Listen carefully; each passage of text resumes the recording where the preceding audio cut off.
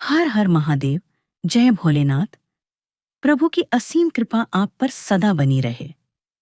आज मैं आपको एक ऐसी कथा सुनाने जा रहा हूं जो दिखाई तो एक धार्मिक नियम जैसी देती है, लेकिन उसके भीतर छुपा हुआ भाव इतना गहरा है कि यदि मन से सुना जाए तो जीवन और धर्म दोनों को देखने का नजरिया बदल सकता है।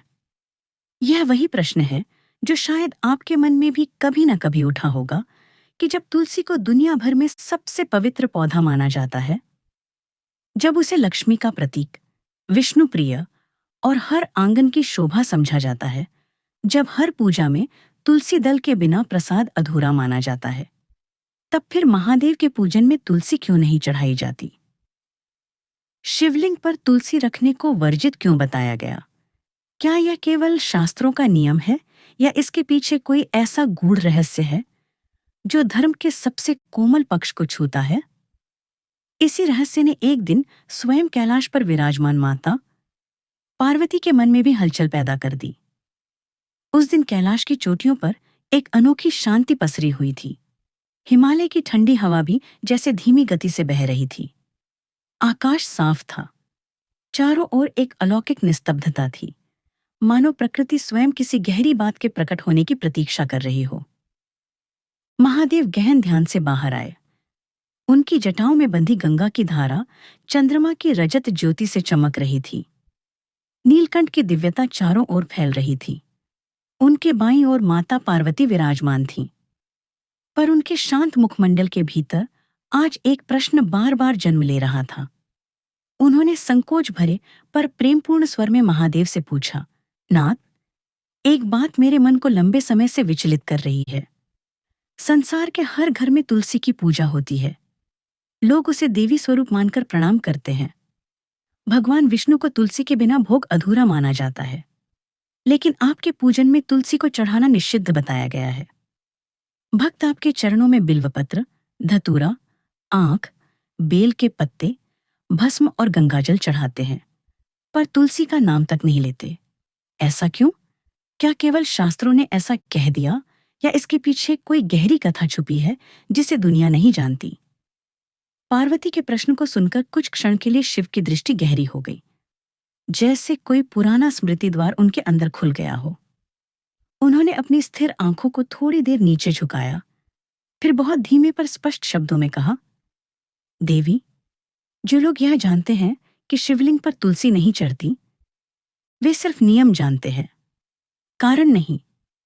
तुलसी मुझे इसलिए नहीं चढ़ाई जाती कि वह किसी प्रकार से अपवित्र हो, बल्कि इसलिए कि वह एक सती स्त्री के हृदय की वेदना का प्रतीक है, और मैं उस पीड़ा का अपमान कभी नहीं कर सकता। आज मैं तुम्हें वह कथा सुनाऊंगा जो तुलसी के जन्म से भी पुरानी पीड़ा से जुड़ी है, और तब तुम स्वयं समझ जाओगी कि मैं तुलसी को क्यों स्वीकार नहीं करता। इतना कहकर महादेव ने अपने भीतर बसे समय के गहरे सागर में गोता लगाया और पार्वती के सामने एक प्राचीन युग का दृश्य खुलने लगा। बहुत समय पहले समुद्र के उदर से एक अद्भुत, तेजस्वी और अत्यंत पराक्रमी असुर उत्पन्न हुआ, जिसका नाम रखा गया जालंधर। उसके जन्म के साथ ही उसमें असाधारण शक्ति, अपार साहस और तेज का संगम दिखाई देता था।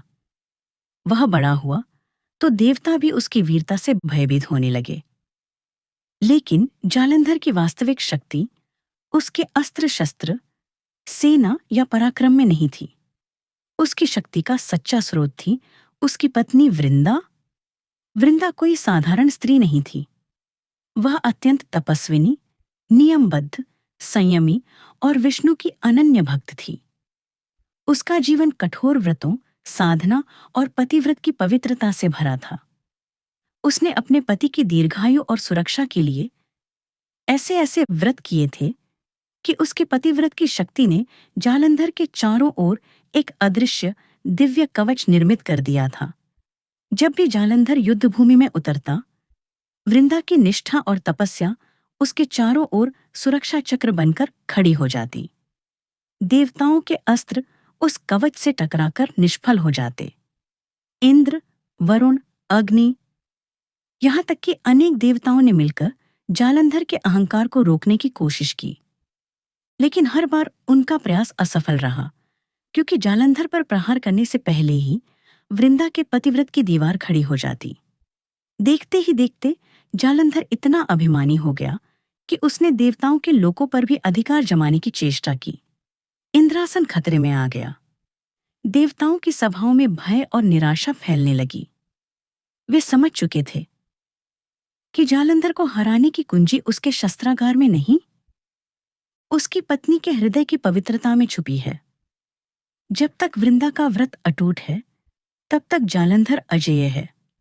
अनेक युक्तियां अपनाई गईं, यज्ञ किए गए, वरदानों का विचार हुआ, पर हर प्रयास निष्फल रहा। अंततः सभी देवता श्रीहरि विष्णु के पास पहुंचे।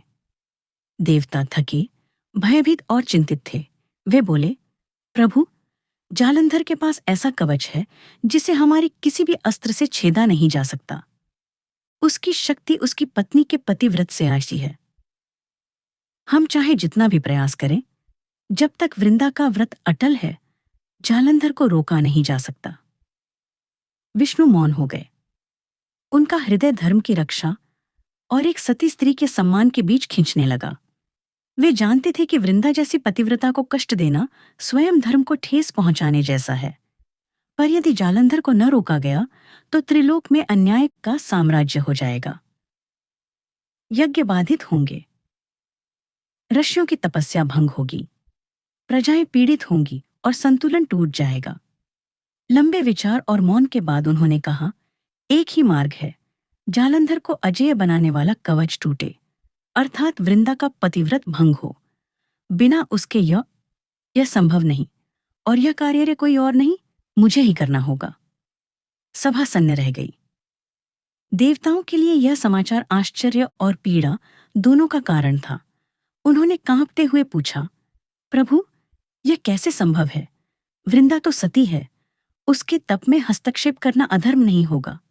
विष्णु ने बड़े संतुलित किंतु भारी स्वर में कहा, धर्म रक्षक से कभी कभी कठोर निर्णय करवाता है। धर्म को बचाने के लिए कभी ऐसे कार्य भी करने पड़ते हैं जो बाहर से कठोर दिखते हैं, पर भीतर से विश्व की रक्षा करते हैं। वृंदा पर कोई बल प्रयोग नहीं होगा, उसे छल से भी नष्ट नहीं किया जाएगा। केवल एक क्षण का भ्रम उसके व्रत को डिगा देगा, और यही जालंधर के कवच को तोड़ने के लिए पर्याप्त होगा। इसके लिए मुझे स्वयं जालंधर का रूप धारण कर उसके सामने जाना होगा। निर्णय हो चुका था, पर यह ऐसा निर्णय था जिसने स्वयं विष्णु के भी हृदय पर भार रख दिया। फिर भी धर्म का पलड़ा भारी था। उसी रात एक विचित्र हलचल ब्रह्मांड में फैली, मानो कोई अदृश्य शक्ति किसी अत्यंत महत्वपूर्ण घटना की भूमिका लिख रही हो। देवता युद्ध भूमि में जालंधर से जूझ रहे थे, और दूसरी ओर पृथ्वी पर एक छोटे से आश्रम में वृंदा अपने पति की रक्षा के लिए मंत्र जाप में लीन थी। उसने दीपक के सामने बैठकर आंखें मूंद ली थीं। मन पूर्णतया जालंधर के कल्याण में लगा था। वह चाहती थी कि उसका पति विजयी होकर लौटे, ताकि संसार जान सके कि एक पतिव्रता स्त्री के व्रत की शक्ति कैसी होती है। तभी आश्रम के द्वार पर कदमों की आहट हुई। वृंदा ने आंखें खोली। सामने वही स्वरूप खड़ा था जिसे वह अपने पति के रूप में पहचानती थी। वही कद, वही तेज, वही सैन्यवेश, देह पर युद्ध की धूल, चेहरे पर थकान, लेकिन आंखों में विजय की चमक। वृंदा का हृदय सहज भाव से उमड़ पड़ा। वह दौड़कर उस रूप के चरणों में गिर गई, उसके पैरों को पकड़कर रो पड़ी, उसका स्वागत किया, उसके लिए जल लाकर चरण धोए, आसन दिया, भोजन बनाने चली गई। उसका मन तनिक भी संदेह नहीं कर रहा था। उसे लगा उसका प्रिय पति युद्ध से लौट आया है। उसे यह ज्ञात नहीं था कि उसके सामने खड़ा वह रूप वास्तव में जालंधर नहीं, स्वयं विष्णु का मायावी विग्रह है। वृंदा के मन में पतिभाव जाग उठा। उसकी सारी तपस्या, उसके सारे व्रत, उसका विश्वास, सब उसी एक क्षण में उसी व्यक्ति पर केंद्रित हो गए जिसे वह सदैव अपना मानती आई थी। जैसे ही उसने उसे अपने पति के रूप में स्वीकार किया, वैसे ही उसका पतिव्रत टूट गया। वह दिव्य कवच जो जालंधर के चारों ओर बना था, क्षण भर में विलीन हो गया। उसी पल दूर युद्ध भूमि में जालंधर ने अनुभव किया कि उसकी शक्ति कुछ कमजोर हुई है। उसे लगा जैसे कोई अदृश्य सहारा अचानक खिंच गया हो। देवताओं के अस्त्र, जो पहले उसके शरीर को छू भी नहीं पाते थे, अब उस पर प्रभाव डालने लगे। उसका आत्मविश्वास डगमगाया, उसके कदमों में लड़खड़ाहट आई। देवता समझ गए कि वृंदा का व्रत अब उतना अडिग नहीं रहा, और यही वह क्षण था जिसकी प्रतीक्षा स्वयं महादेव कर रहे थे।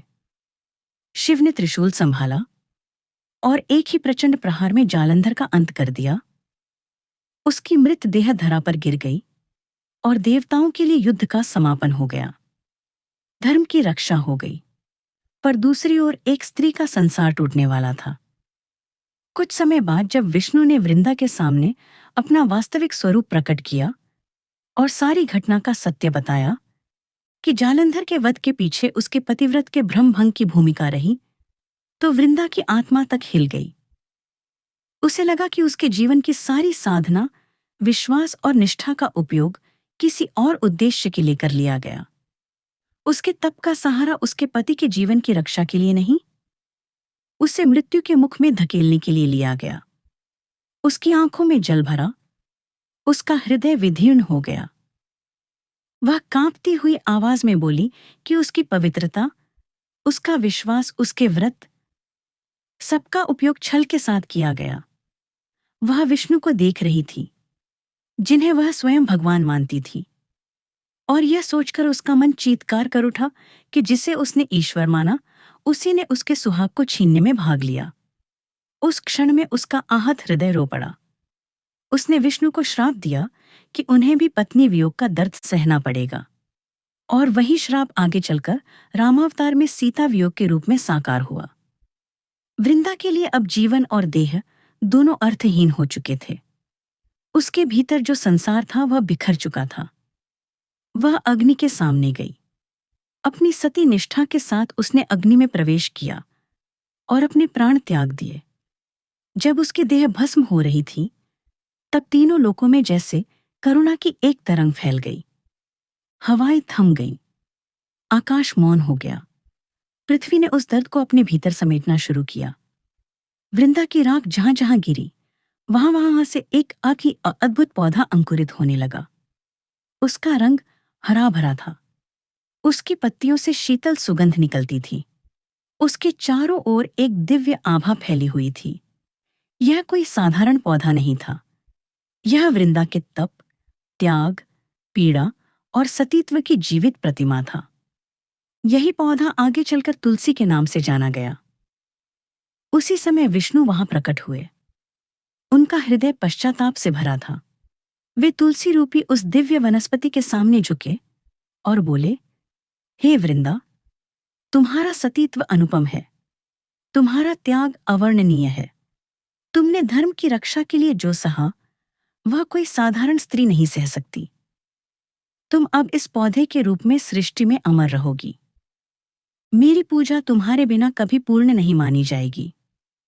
जब तक भक्ति रहेगी, तुम्हारा नाम सम्मान से लिया जाएगा। तुलसी दल मेरे लिए प्रसाद से बढ़कर होगा। तुम्हारे बिना मैं पूजा स्वीकार नहीं करूंगा। उस वचन के साथ तुलसी दुनिया की सबसे पवित्र वनस्पति बन गई। घर घर में तुलसी चौरा बना। स्त्रियों ने उसकी परिक्रमा शुरू की, जल चढ़ाया, दीप जलाए। व्रतों में तुलसी की पत्तियां अनिवार्य हो गईं। तुलसी की सुगंध के साथ वृंदा की कथा भी हवा में तैरने लगी। लेकिन इस पूरी कथा का एक पक्ष अभी भी अधूरा था, जिसका संबंध महादेव से था। कैलाश पर लौटकर शिव ने यह सब पार्वती को सुनाया। पार्वती ध्यान से सुनती रहीं। उनके मन में कई प्रश्न उठते गए। अंत में उन्होंने धीमे से पूछा, नाथ, वृंदा के त्याग से तुलसी का जन्म हुआ। विष्णु ने उसे प्रिय माना, यह सब तो स्पष्ट हो गया, पर फिर आपके लिए तुलसी वर्जित क्यों रही? आपके पूजन में वह क्यों नहीं आती? इस संपूर्ण प्रसंग में आपका स्थान क्या है? शिव ने कुछ क्षण मौन धारण किया। उनकी आंखों में करुणा की गहरी लहर दिखाई दी। फिर उन्होंने अत्यंत शांत और कोमल लेकिन प्रभावशाली स्वर में कहा, देवी, जालंधर को किसने मारा? पार्वती ने बिना देर किए उत्तर दिया, आपने नाथ, आपके त्रिशूल से ही उसका वध हुआ। शिव ने सिर झुकाते हुए कहा, हाँ, जालंधर का वध मेरे त्रिशूल से हुआ। और जालंधर कौन था? वह वृंदा का पति था। वृंदा की समस्त तपस्या, उसके सारे व्रत, उसका पतिव्रत, सब उसी की रक्षा के लिए थे। जब उसका पति मारा गया, उसके जीवन का उद्देश्य टूट गया। उसके हृदय में जो दर्द उठा, उस दर्द की जड़ में केवल छल नहीं, कहीं न कहीं मैं भी था, क्योंकि जालंधर की मृत्यु में मेरी भी भूमिका थी। उसने अपने पति के लिए जो किया, उसका फल उसे पति वियोग के रूप में मिला। और उस पूरे प्रसंग में मेरा नाम भी जुड़ा हुआ है। ऐसी स्थिति में मैं कैसे उस तुलसी को, जो वृंदा की राख से जन्मी है, जो उसके वेदना, त्याग और तप का प्रतीक है, अपने पूजन में स्वीकार करूं? यदि मैं तुलसी को अपने ऊपर चढ़वाऊं, तो यह उस स्त्री के हृदय की पीड़ा की अवहेलना होगी, जिसने मेरे त्रिशूल के प्रहार के कारण भी कष्ट सहा। इसलिए यह निषेध नहीं, बल्कि एक मौन सम्मान है। मैं तुलसी को न अपवित्र मानता हूं, न रुद्ध। मैं तो उसे इतना पवित्र मानता हूं कि उसे अपनी उपासना का साधन नहीं, एक सती स्त्री की स्मृति का प्रतीक रहने देता हूं। मैं उसके दुख को छूना नहीं चाहता, उसका आदर करना चाहता हूं। पार्वती ने इन शब्दों को सुना तो उनके अंतर्मन में एक नया प्रकाश फैल गया। उन्हें समझ आया कि धर्म केवल मंत्रों, ग्रंथों, नियमों और कर्मकांडों का नाम नहीं। धर्म वह है जिसमें किसी के दर्द का सम्मान किया जाए, जहां किसी टूटे हुए विश्वास को समझा जाए। महादेव आगे बोले, लोग सोचते हैं कि पूजा सही वस्तु चढ़ाने से संपन्न हो जाती है, पर मेरे लिए पूजा का अर्थ है भाव। वृंदा असुर कुल से थी, लेकिन उसके हृदय की पवित्रता ऐसी थी कि देवता उसके आगे नतमस्तक हुए। उसके पति की रक्षा के लिए उसने जो जो किया, उसमें किसी स्वार्थ की गंध नहीं थी। उसके विश्वास को तोड़ने की प्रक्रिया में धर्म की रक्षा भले हो गई हो, पर उसका निजी दर्द तो दर्द ही रहा। मैं उस पीड़ा के ऊपर अपना अभिमान कैसे रखूं? मैं इसे अपना अधिकार कैसे समझूं कि जिस तुलसी में उसकी वेदना का इतिहास बसा है, उसे मैं अपने ऊपर चढ़वाने दूं? इसलिए मैं तुलसी को अपने पूजन में स्वीकार नहीं करता, उसका तिरस्कार करके नहीं, बल्कि उसके दर्द के प्रति संवेदनशील रहकर। यह धर्म का वह पक्ष है जो केवल नियमों से नहीं, करुणा से चलता है। अब माता पार्वती के लिए यह कथा मात्र वृंदा और जालंधर की कहानी नहीं रह गई थी। यह उन्हें स्त्री के सम्मान, उसके विश्वास और उसकी भावनाओं के मूल्य का जीवंत उदाहरण लगने लगी। उन्होंने महादेव से कहा, नाथ, आज मुझे समझ आया कि धर्म इतना ऊंचा क्यों है, क्योंकि धर्म केवल शक्ति, ज्ञान और तपस्या का नहीं, संवेदना का भी नाम है। यदि इतनी महान सत्ता वाले आप भी एक स्त्री के हृदय की पीड़ा का आदर करते हैं, उसके कारण तुलसी को नहीं स्वीकार करते, तो संसार को सीख मिलनी चाहिए कि किसी स्त्री की भावनाओं को हल्के में लेना कितना बड़ा दोष है। समय बीतता गया, पर इस कथा का महत्व युगों युगों तक बना रहा।